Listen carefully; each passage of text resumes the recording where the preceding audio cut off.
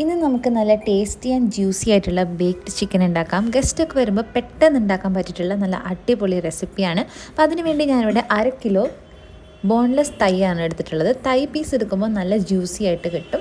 ഇതിലേക്ക് ഉപ്പും നല്ല കട്ടിയുള്ള പുളിയില്ലാത്ത തൈരും ചേർത്ത് കൊടുക്കുക. ഇതിലേക്ക് മുളക് പൊടി ചേർക്കാം. കാശ്മീരി മുളക് പൊടിയാണെങ്കിൽ നല്ല കളർ കിട്ടും. പിന്നെ നമുക്ക് മല്ലിപ്പൊടി ചേർത്ത് കൊടുക്കാം. എല്ലാത്തിൻ്റെ അളവ് ഡിസ്ക്രിപ്ഷൻ ബോക്സിലുണ്ട്. പിന്നെ ചാട്ട് മസാല ചേർത്ത് കൊടുക്കാം. സാദാ ഗരം മസാല, ഇത് കസൂരി മേത്തിയാണ്. ഗരം മസാല മുളക് പൊടിയൊക്കെ എല്ലാ വീട്ടിലുണ്ടാവും. കസൂരി മേത്തിയും ചാട്ട് മസാലയും മാത്രം നമുക്ക് വാങ്ങിയാൽ മതി. നല്ലൊരു ഫ്ലേവർ അത് കൊടുക്കും. ഇതിലേക്ക് 1 ടേബിൾ സ്പൂൺ ഒലിവ് ഓയിൽ അല്ലെങ്കിൽ സൺഫ്ലവർ ഓയിൽ ചേർത്ത് കൊടുക്കുക. ഇത് ഇഞ്ചിയും വെളുത്തുള്ളിയും പച്ചമുളകും കൂടി ഒരുമിച്ച് ചതച്ചിട്ട് 1 ടീസ്പൂൺ ചേർത്ത് കൊടുക്കുക. നിങ്ങളുടെ സ്പൈസ് ലെവലിനനുസരിച്ച് പച്ചമുളകിൻ്റെ അളവിൽ മാറ്റം വരുത്തുക. നന്നായിട്ട് ഇതുപോലെ മിക്സ് ചെയ്തിട്ട് അരമണിക്കൂറെങ്കിലും മാരിനേറ്റ് ചെയ്യാൻ വെക്കുക. സമയമില്ലാന്നുണ്ടെങ്കിൽ നമുക്ക് ഉടൻ തന്നെ ബേക്ക് ചെയ്തെടുക്കാം. മാരിനേറ്റ് ചെയ്താൽ കുറച്ചും കൂടി ജ്യൂസി ആയിട്ട് കിട്ടും. ഇപ്പോൾ ഇത് നന്നായിട്ട് മസാലയൊക്കെ പിടിച്ച് വന്നിട്ടുണ്ട്. ഞാനിത് എയർ ഫ്രൈ ചെയ്താണ് എടുക്കുന്നത്. അപ്പോൾ എയർ ഫ്രയറിൽ എപ്പോഴും ഇതുപോലത്തെ സിലിക്കൺ മോൾഡ് യൂസ് ചെയ്യുകയാണെങ്കിൽ നല്ലതായിരിക്കും. നമ്മുടെ എയർ ഫ്രയർ എപ്പോഴും ക്ലീൻ ചെയ്യുന്നത് അത്രയ്ക്ക് എളുപ്പമുള്ള കാര്യമില്ല. ഇങ്ങനത്തെ യൂസ് ചെയ്യുകയാണെങ്കിൽ നല്ല എളുപ്പത്തിൽ ക്ലീൻ ചെയ്തെടുക്കാൻ പറ്റും.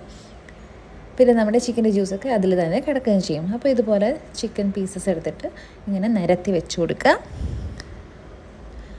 ഈ സിലിക്കൺ മോൾഡ് ഞാൻ ആമസോണിൽ നിന്നാണ് വാങ്ങിച്ചത്. 2 എണ്ണത്തിൻ്റെ ഒരു പാക്കായിട്ടാണ് വാങ്ങിച്ചിട്ടുള്ളത്. ഇതിൻ്റെ ലിങ്ക് വേണമെന്നവർ കമൻറ്റ് ചെയ്താൽ മതി. തൈ പീസ് എടുക്കുകയാണെങ്കിൽ നല്ല ജ്യൂസി ആയിട്ടും നല്ല ടേസ്റ്റി ആയിട്ട് കിട്ടും. സ്കിന്നോട് കൂടിയുള്ള എടുക്കുകയാണെങ്കിൽ കുറച്ചും കൂടി അടിപൊളി ടേസ്റ്റ് ആവും. സ്കിന്നുള്ളപ്പോൾ കുറച്ചും കൂടി നല്ലൊരു ഫ്ലേവർ ചിക്കൻ്റെ നമുക്ക് കിട്ടും. എനിക്കിപ്പോൾ അത് അവൈലബിൾ അല്ലാത്തത് കൊണ്ടാണ് ഞാൻ സ്കിൻലെസ് ആയിട്ടുള്ള തൈ എടുത്തിട്ടുള്ളത്. കുറച്ചുകൂടി ഹെൽത്തി ആക്കണമെന്നുണ്ടെങ്കിൽ നിങ്ങൾക്ക് ബ്രസ്റ്റ് പീസ് യൂസ് ചെയ്യാം, അല്ലെങ്കിൽ ഹോൾ ചിക്കൻ വെച്ചും ഇത് ചെയ്യാവുന്നതാണ്. നല്ല ടേസ്റ്റാണ് കേട്ടോ. ഗസ്റ്റൊക്കെ വരുമ്പോൾ പെട്ടെന്ന് ഇത് അവിടെ ഇരുന്ന് റെഡി ആയിക്കോളും. നമുക്ക് അതിനിടയിൽ വേറെ കാര്യങ്ങളും ചെയ്യാം. അതാണ് ഏറ്റവും വലിയ പ്രത്യേകത. പിന്നെ ഇതിലേക്ക് കുറച്ച് ഒറിഗാനോ കൂടി ആഡ് ചെയ്ത് കൊടുക്കുന്നുണ്ട്. ഇത് ഓപ്ഷണലാണ്. അപ്പോൾ നമുക്കിത് എയർ ഫ്രയറിൽ 70 ഡിഗ്രീസിൽ 30 മിനിറ്റ്സ് ബേക്ക് ചെയ്യാൻ വേണ്ടിയിട്ട് വെക്കാം.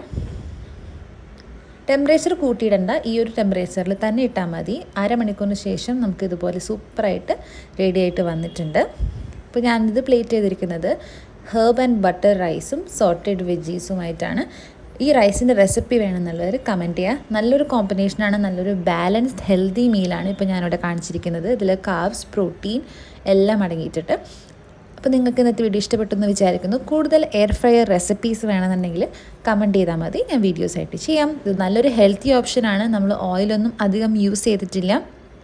പിന്നെ പെട്ടെന്ന് ഉണ്ടാക്കിയെടുക്കാനും കൂടി പറ്റുന്നതാണ്. തലേദിവസം മാരിനേറ്റ് ചെയ്ത് വെക്കുകയാണെന്നുണ്ടെങ്കിൽ രാവിലെ പെട്ടെന്ന് ഉണ്ടാക്കാൻ പറ്റുന്ന റെസിപ്പി കൂടിയാണ്. അപ്പോൾ എല്ലാവരും മറക്കാതെ ട്രൈ ചെയ്യുക. ട്രൈ ചെയ്ത് ഇഷ്ടപ്പെട്ടിട്ടുണ്ടെങ്കിൽ കമൻറ്റ് ചെയ്യാൻ മറക്കരുത്. നമുക്ക് അടുത്തൊരു വീഡിയോയിൽ കാണാം. Bye bye.